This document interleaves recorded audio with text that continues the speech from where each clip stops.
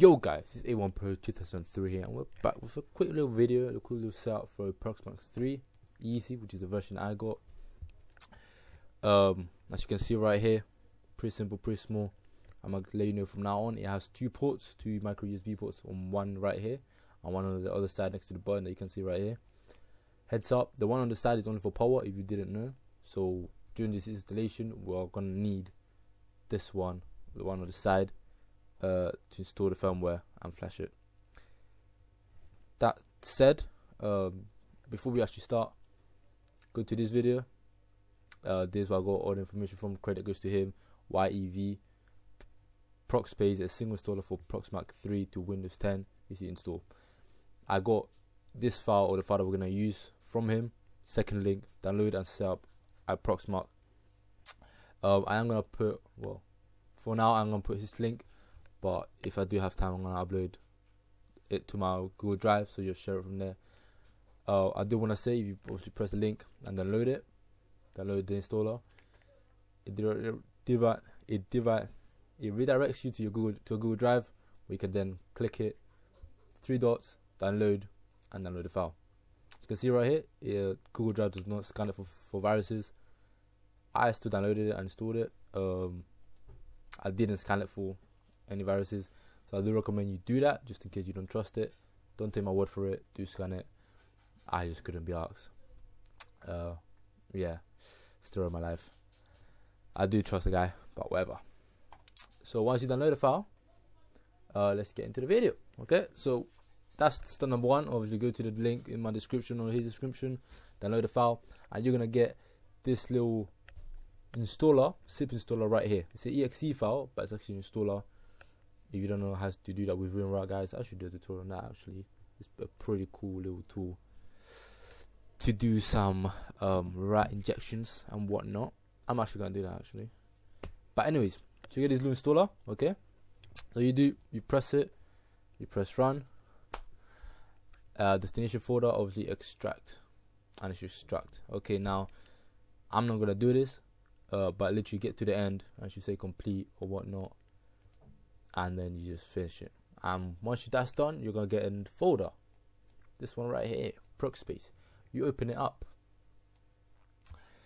Now once you open it up, okay, you're gonna have 3 files, except builds. 4 files, 2 folders, 2 bat files.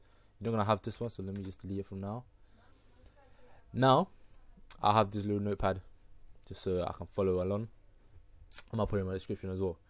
So what we're gonna do from here, okay, we firstly want to go to device manager. So to do that, you press Windows key and just start typing device manager, and there you go, open it up, and we want to go to ports right here, COM and LPT. Click that right there. Now my Proxmark is already connected, but what I'm gonna disconnect it and connect again, so you guys can see what you're looking for. All right, so you can see I have 2 ports right here. I'm gonna disconnect my Proxmark. As you can see, it's updated, and now I only have 1 port, and that is COM number 1. If I connect it back in, it's gonna update again, and what we're gonna see now is gonna have 2 ports. USB serial device COM 17. So it's a serial connection, and COM 17 is what we want to look for. All right, so that's where the Proxmark is connecting or talking to the computer. Cool. What we want to do from that, just take mental note of that. We want to go to MSys2 PS autobuild Go.bat. So MSC PS autobuild and go, and we want to edit it. So right click and edit, and you should open up a notepad with Proxmark Comp 3.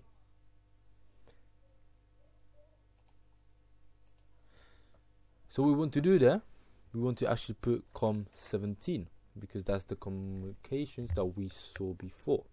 Alright, so just put that there and just save it.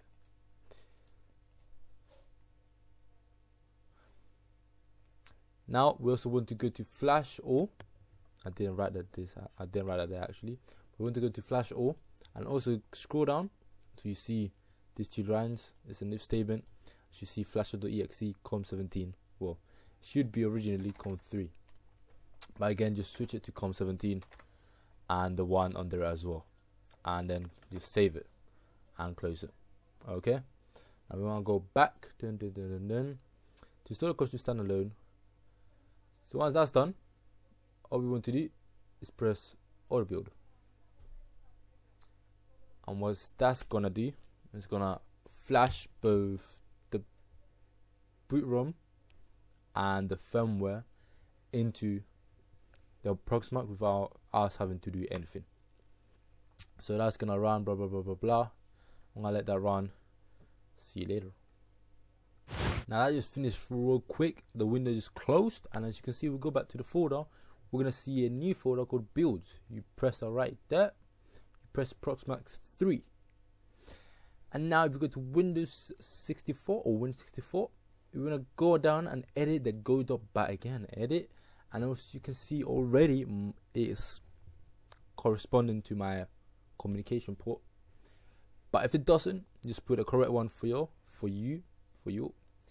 and that's it. Just close it, and if you run it, if everything goes well, it should say give you this window, and at the bottom it should say USB PM3, and every time I don't know, is it tuned? No, not tuned.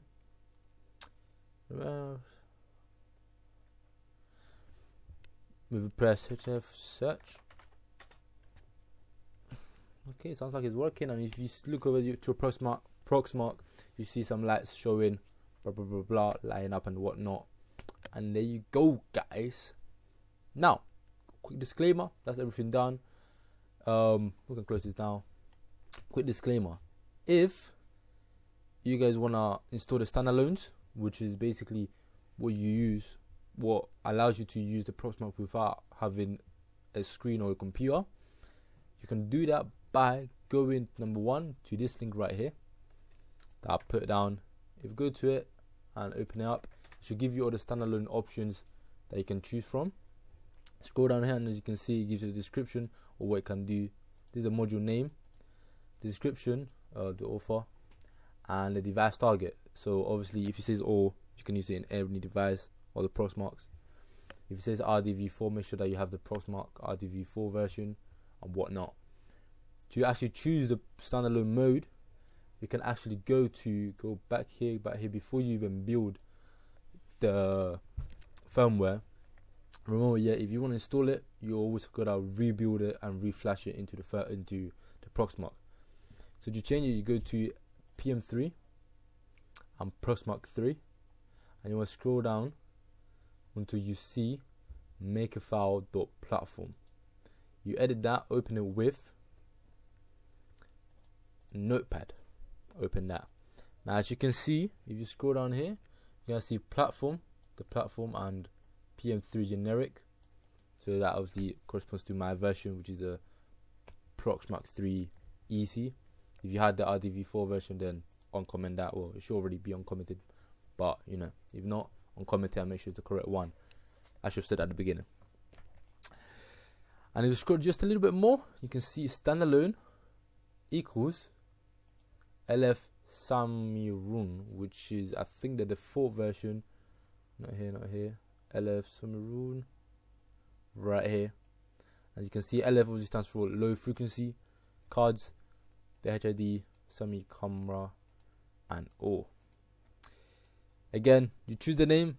Make sure you choose the one that you want, and then what you can do, either uncomment it and edit it, or just add a new line. That's what I did. Standalone equals HF Matirun, and that's obviously for high frequency. Once that's done, obviously save it, close it, and you have to basically go and reflash it too. So once again, if you want to reflash it, just press autobuild. It will autobuild, and it will give you a new folder. If you want to make sure it's correct, just delete the previous builds folder, just to make sure that everything in that folder is new. And that's it, guys. Make sure you keep updated. I'm gonna be posting a couple of little videos on how to read cards, copy data, and clone cards, and even change the UID of a card with the Proxmark3. Little videos, quick videos, little tutorials, because why not? It's always good to know. Guys, I hope you enjoyed it. Make sure you follow, subscribe, and all that, and keep updated. You know what I'm saying? In a bit.